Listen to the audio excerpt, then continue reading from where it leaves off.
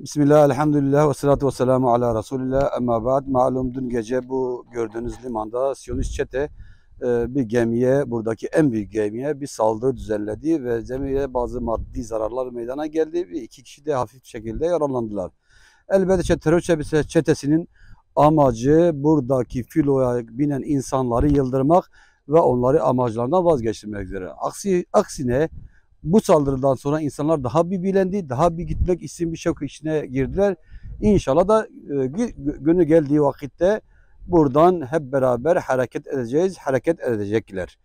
Amaç budur, amaç ambargoyu kırmaktır, amaç Gazze halkına ulaşmaktır.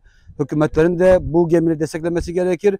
Halkların da meydanlarda bu gemilerle beraber yürümeleri gerekir. Rabbim amacımıza ulaştırsın bizi. Selamünaleyküm.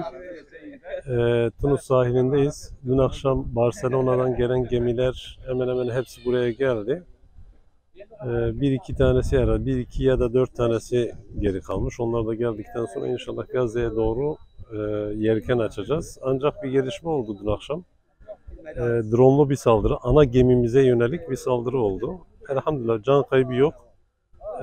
Ancak işte iki kişi yaralandı teknik ekipte, hafif bir yaralı. İsrail eğer bizi vazgeçirmeye çalışıyorsa hiç boşuna uğraşmasın. Biz Gazze'ye gideceğiz. Biz Gazze ablukasını kırmaya yönelik bir çaba içerisindeyiz. Sivil bir inisiyatifiz. Dünyanın dört bir yanından 44 ülkeden insanlar toplanmış hep birlikte. Tek ortak amacımız var. İnsanlığın vicdanı. Gazze'de süren vahşetin son bulması, oradaki soykırımın son bulması. Başka bir şey istemiyoruz. Sadece ablukanın kırılması. Bu konuda önümüze her ne engel çıkarsa çıksın, biz vazgeçmeyeceğiz amacımızdan. İsrail de ona göre hareket etsin, adımlarını ona göre atsın. Ve buradan dünya ülkelerine de seslenmek istiyorum. Artık sesimizi çıkaralım. Artık bu yaşanan vahşete, bu yaşanan teröre dur diyelim. Çünkü insanlık ölüyor. Gazze tüm insanlığı uyandırdı. Tüm insanlığın vicdanını uyandırdı. Yani şu an 44 ülkeden insanlar buraya geliyorsa Hristiyanı, ateisti, farklı etnik grubu, bu tamamıyla Gazze'nin o insanlığa çağrısıydı.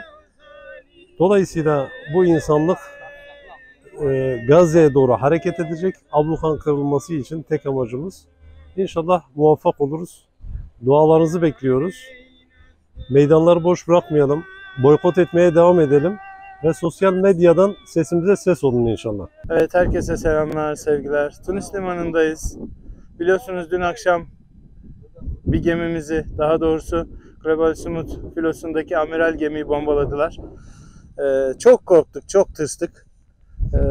Hala da çok korkuyoruz diyeceğim ama bizim korkmamızı bekleyenler çok beklerler. Gemimizi bombalayanlar, bizim bu konuda vereceğimiz tepkiyi merak ediyorlarsa ben vereyim tepkiyi. Çoklatın. Biz arkamda gördüğünüz, açıkta gördüğünüz teknelerle illa hareket edeceğiz Gazze'ye. O ablukayı kaldıracağız. O soykırımı inşallah durduracağız. Bunun için bize dua etmeyin. Amacımıza dua edin. Allah size sağ sağlık geri dönmeyi nasip etsin falan gibi değil de Allah amacınızı gerçekleştirmeyi size nasip etsin şeklinde dualarınızı bekliyoruz. Abluka kalksın istiyoruz. Soykırım dursun istiyoruz.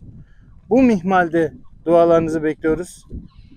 İnşallah Global Smooth filosuyla alakalı paylaşımlarınıza ısrarla devam edin.